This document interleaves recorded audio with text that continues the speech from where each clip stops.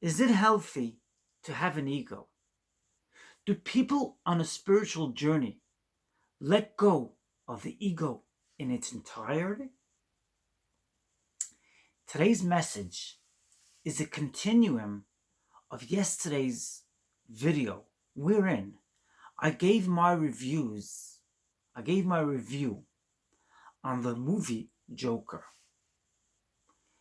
You know, people think that having an ego means that you're arrogant, you're a bully, you're selfish, you're mean. Actually, that's not what ego means. Ego actually means that your comfort zone, your old pattern of thinking is on repeat. On yesterday's YouTube video, I got amazing responses. Thank you so much for your kind responses. And for those who messaged me privately, thank you for that as well. On yesterday's YouTube video, I mentioned the concept of this repeated cycle that happened in Arthur's life. In the movie Joker, the character had a repeated cycle going on. And that cycle didn't just repeat from his own timeline, from his own life. It was a repeated cycle which came from his mother. And the shocking thing you see in the movie is Arthur ends up killing his mother because it was a repeated cycle on repeat. It was that repeated pattern of thinking on repeat. And that is actually what it is to have an ego. An ego is a neutral thing. It's not entirely bad. You could have an ego, and you need to have an ego in order to function in this lifetime. But what you got to do is step out of it.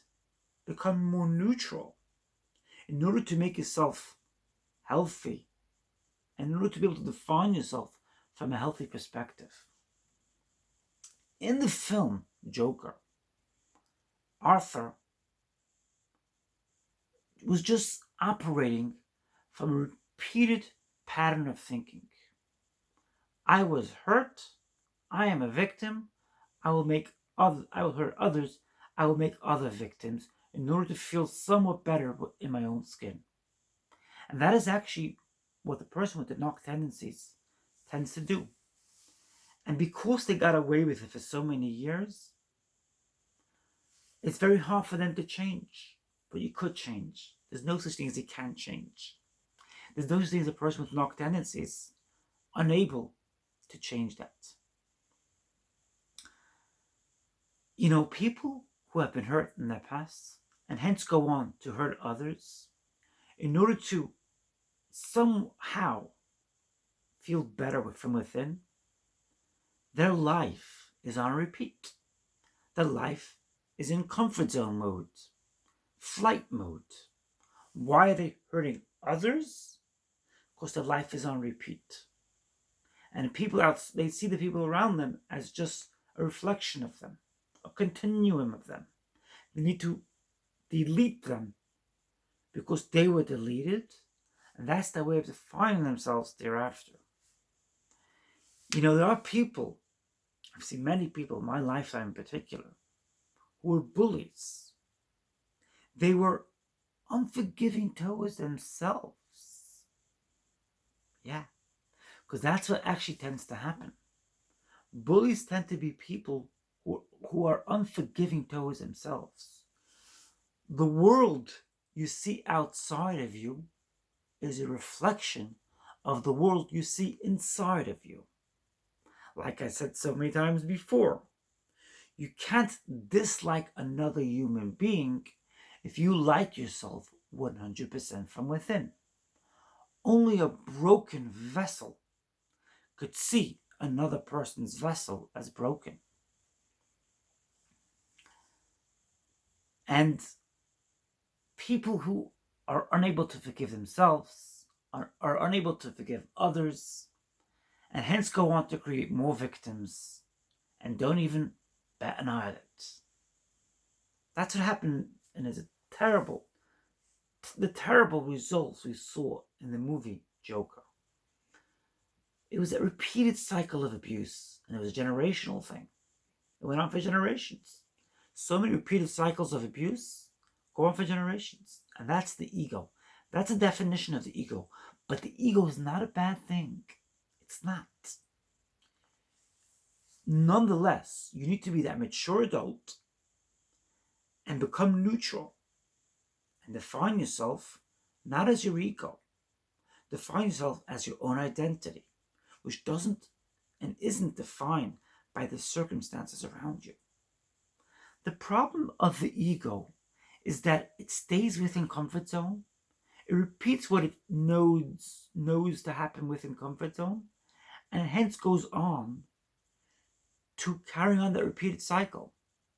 People with knock tendencies act out on that repeated cycle. Abuse others in order to feel good from within. Be unforgiving towards others. Ignore and reject those you dislike because you were ignored and you were rejected yourself. It's a powerful dynamic which plays out so often in the lives of people, in the lives of the bully, in the life. Right? I think the more definitive or the more appropriate word would be the life of others. It's a cycle which plays out in the life of people. And so often they think it's who they are, not realizing that there's another way to look at it.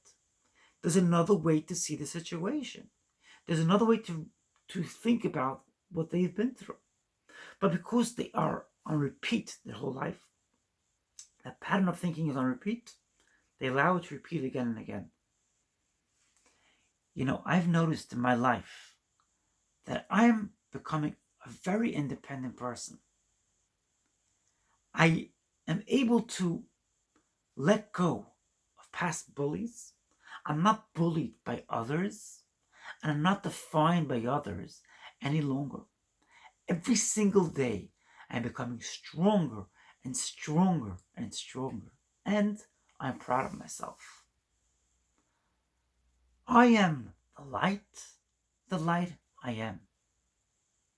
I am the light I am. I am the light I am. What did I just do?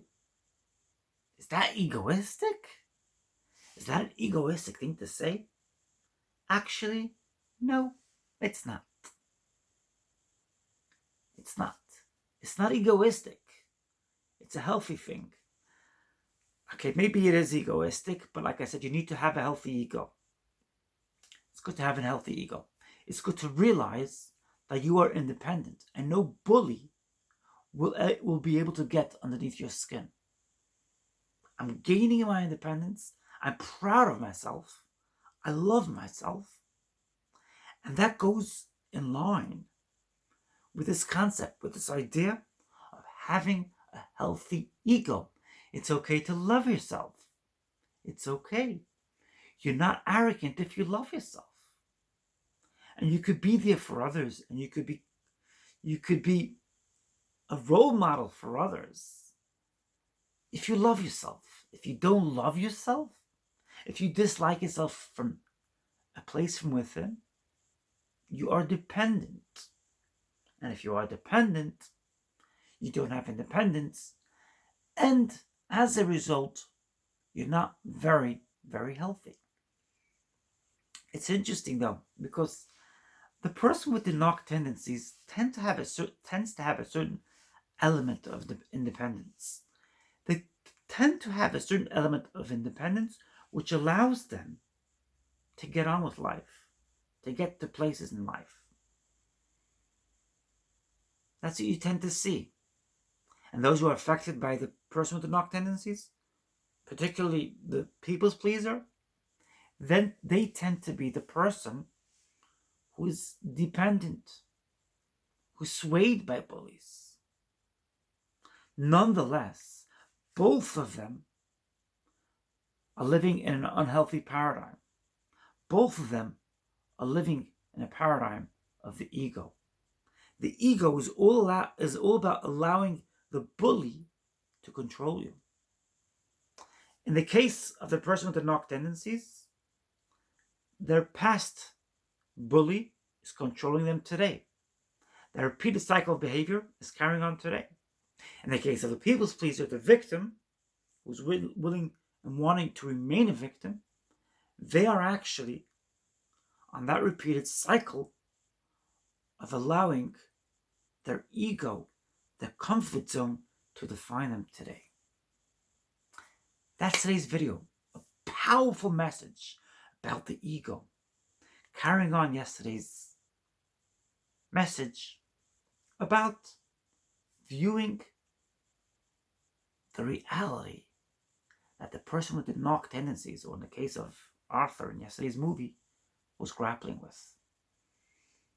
It's a powerful message, and it comes to a very, very interesting, a very unexpected result. And today's video came to a very unexpected result, wherein we saw that the victim of the bully, the victim, the people's pleaser, arrived at the same destination as the person with the knock tendencies.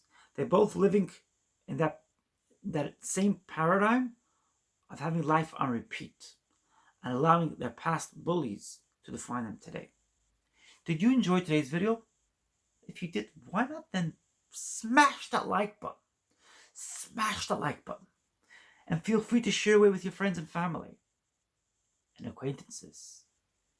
Drop a comment in the comment section down below. Why not? Give me your feedback. Thanks so much for the amazing commenters here on YouTube. I'm so grateful to you for dropping your comments in the last few days. Thank you. It's really kind of you. Your feedback is very important to me.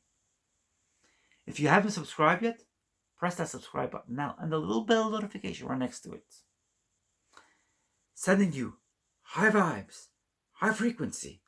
I love you.